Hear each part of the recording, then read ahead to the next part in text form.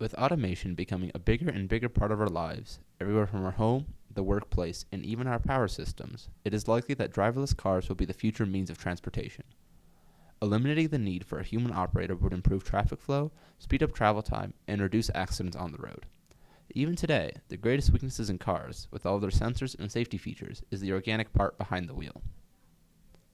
As more and more driverless cars are being tested today, it is important to have proper systems to deal with acceleration and maintaining a steady speed. Our goal for this project was to design a feedback control system that controls the acceleration of a driverless car. Understanding how the car receives input is necessary for the implementation of this. The driverless system receives speed limit information externally and then relays it back into the controller to determine the engine output to make the car maintain or achieve the correct speed. In order to design our system, we are going to have to make some general assumptions about the car. We will assume that its mass is that of a compact car of about 1350 kilograms and that its engine outputs 2,000 newtons of force. Through experimentation, we determined a proper dampening coefficient to be 1,000. Using these assumptions, our car can then be modeled as the following electric circuit. For our system, we will be using an output speed over applied force for our transfer function. This means that with a given input force f of s, a specific output distance can be calculated and achieved through the transfer function. This allows the car to navigate on the highway, in tight streets in the city, and even in parking lots. From our circuit, we can find the transfer function to be as follows. Since our car also gets speed limit information externally, we will have a feedback loop back into the transfer function. We can see the result in the following block diagram. Driverless cars need to interpret assorted data and make the proper adjustments to safely drive on the road.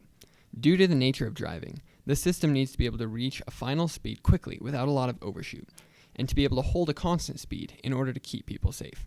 As a result of this, we decided that rise time, overshoot, and steady state error were the most important characteristics of the system to bound. Rise time is the amount of time it takes for the system to go from 10% to 90% of its final value.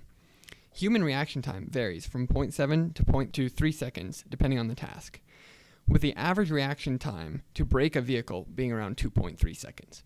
Because of this, we decided to try and keep rise time under 2.3 seconds.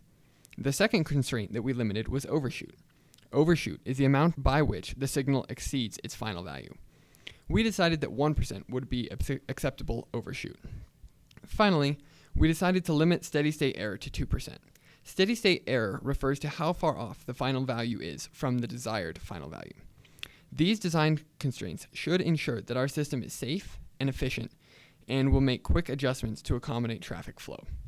The last constraint that we want in the controller is that it is able to reject any disturbances that the system encounters. This ensures that if the car hits a hill or wind, the system will remain stable. Now that we have our design specifications outlined, it's time to design the appropriate control system. Without any controller added, our system's rise time was just slightly over our criterion, while the other parameters were still met. The last constraint to be met is the introduction of a disturbance. This led us to initially choose a proportional integral controller, as a proportional derivative controller would likely cause vast increase in rise time while introducing unwanted overshoot. Utilizing MATLAB's SIZO tool feature gives us the freedom to experiment with different controllers by adding zeros or poles directly to a Bode or root locus plot while monitoring the system's step response. Through experimentation, we found that our initial idea to use a PI controller was correct. From here, we can simply recall our controller's parameters from the data browser. System stability is an important requirement for a driverless car. Having a stable system means that as time goes to infinity, the signal converges to a single value as opposed to growing to infinity. To ensure our system would be stable, we checked the bound input, bound output stability of the transfer function. All of the zeros and poles in the system were in the left half of the real complex plane, which means that if the inputs have a bound, then the outputs will have a bound as well, so the output will not go to infinity. Phase and gain margins also aid in describing the stability of the system because they show how the system will respond to changes. These margins can be found from a Bode plot of the transfer function. The gain margin can be found by looking at where the phase angle of the transfer function reaches negative 180 degrees. In this system, the function never reaches negative 180 degrees, so the gain margin is infinite. This is ideal for the system as the gain can be increased without limit and still be stable. The phase margin is found by locating the crossover frequency and finding the distance to the phase angle of negative 180 degrees. Our phase margin is infinite for the system since it never reaches this value. This indicates that the time delay is also infinite, which means that the system will always remain stable no matter how large of a time delay is in the system. To account for disturbances, we include a proportional and integrator controller, also known as a PI controller.